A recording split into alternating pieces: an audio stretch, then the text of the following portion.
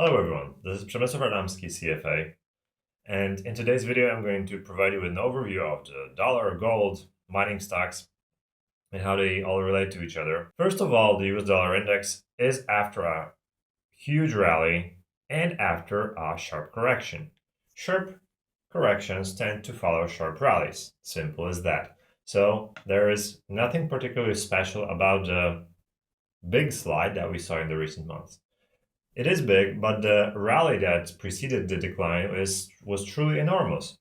So overall, the US dollar index corrected half of the preceding rally, which is normal. Markets tend to correct between 38.2% and 61.8% of the previous move before they move once again according to the main trend. This trend is up in case of the US dollar index. On a fundamental level, that's likely because the main component of the the US dollar index is the euro-dollar currency exchange rate. The interest rates are one of the key drivers of currency valuations. After all, is how much you make on this certain currency by just holding it and cashing, interest. And the potential for increases in interest rates is much higher in the US than it is in the Eurozone. There are quite many problems in all countries around the world, but those in the Eurozone seem to be more sophisticated and difficult to solve than those in the US. I mean, the sovereign bonds and Italy's bonds in particular, and the overall debt situation in Europe. It seems unlikely to me that the rates in Europe would be raised much higher. And it is quite possible to happen in the US, especially if inflation is political, and it is. All right, moving back to technicals. The US dollar index and gold has been moving in tune in the recent months. So a move back up in the dollar is likely to trigger a move back down in gold.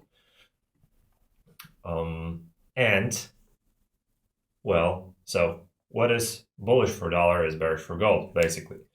So dollars reaching the 50% retracement is something that's likely to trigger a reversal. And that's one of the reasons to think that gold is likely to move lower. So moving to the short-term picture for the US dollar index, we see that the move below the 50% retracement that you saw on the long-term chart is actually a series of attempts to move below it, and they generally fail. After a move below this retracement, the US dollar index comes back up. So there was no breakdown, no reliable sell signal from this angle. Please note that on intraday basis, dollar also found support from its mid-2022. Well, this line isn't perfect. Low. Now, also the similarity in the case of the RSI and in the price pattern itself is uncanny. We saw a decline along with the RSI close to 30, but above it, then move back up close to the middle of the trading range, the 50 level, and then move back down.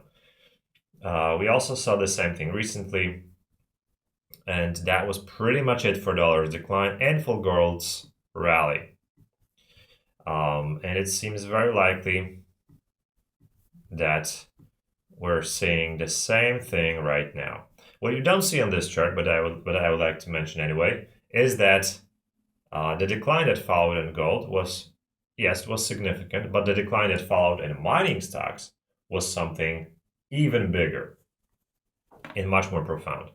I think we are in the same situation, especially given the medium-term downtrend in stocks. And if the rates keep rising, so the situation is more difficult for the US economy, US stocks are likely to slide, which is likely to contribute to lower values of mining stocks, especially junior mining stocks.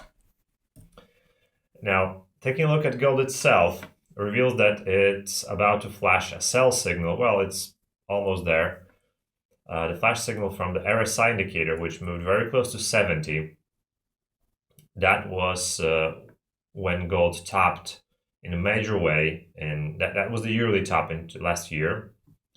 That's also what pretty much coincided with other major tops like the 2016 top and 2012 top. At times gold moved even higher, but given the situation, the US dollar index being what it is, it seems very unlikely. Another move higher in gold is unlikely also based on the resistance that gold reached. Okay, it's at its 2011 high, which has been the multi-year high and all-time high for years.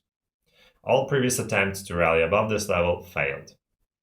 And also, given the self-similar pattern, but that got extended, a move above the 61.8 Fibonacci retracement right now is not that odd, given that we saw the same thing in late 2012, and that was actually the starting point of one of the biggest declines in the past decades.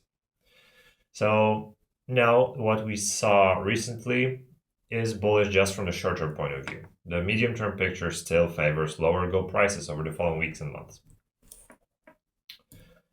On an immediate term basis, we see that gold once again failed to rally substantially. The tiny attempt of gold to move above the previous intraday high failed. Gold once again moved lower. Silver didn't even manage to move to its $24 level.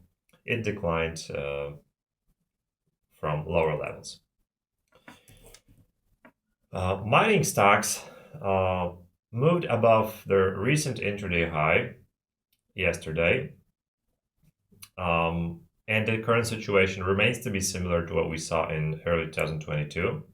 So please keep in mind that it was also, in case of the RSI indicator for gold, I mean the previous long-term chart, that was one of the analogous situations. And we see also something similar in junior miners. And let's take a look at the MACD, or MACD, however you prefer to pronounce it. We saw a lower high despite the move to new highs in the ETF itself. So we have a divergence, a bearish one. Interestingly, please take a look at volume. It's been declining, and it's also been declining recently. Yesterday's rally to new highs took place on very low volume. That's not how major breakouts should form. Also, please note that miners didn't move to their 61.8 Fibonacci retracement, while gold did. So miners are underperforming gold, another bearish indication. Now, on an immediate term basis, that's GDXJ in today's London trading, as I'm recording this while the markets are still closed in the US, we saw that despite the intraday attempt, yesterday's attempt to move above the previous high, junior miners declined visibly, and they invalidated that move. So there is nothing really bullish about this action. An attempt to break above the previous lows and then an invalidation is a sell signal on its own. So based on long-term charts, we have bearish indications for the long run, for the medium term. So in terms of months, based on how oversold and how close to critical resistance levels gold is and the US dollar index is, we have bearish implications for weeks. And based on this invalidation in junior miners and also what we saw in gold on an intraday basis, we have also bearish indications for the short term. I know it's very difficult to view anything as bearish about the precious metal sector after it's been rallying for weeks and months, actually. But that is the situation. And I just showed it to you right on the charts. Of course, you can interpret them in a different way. However, well, I'm explaining the situation exactly as I see it, and from my point of view, the outlook is bearish the following weeks and months.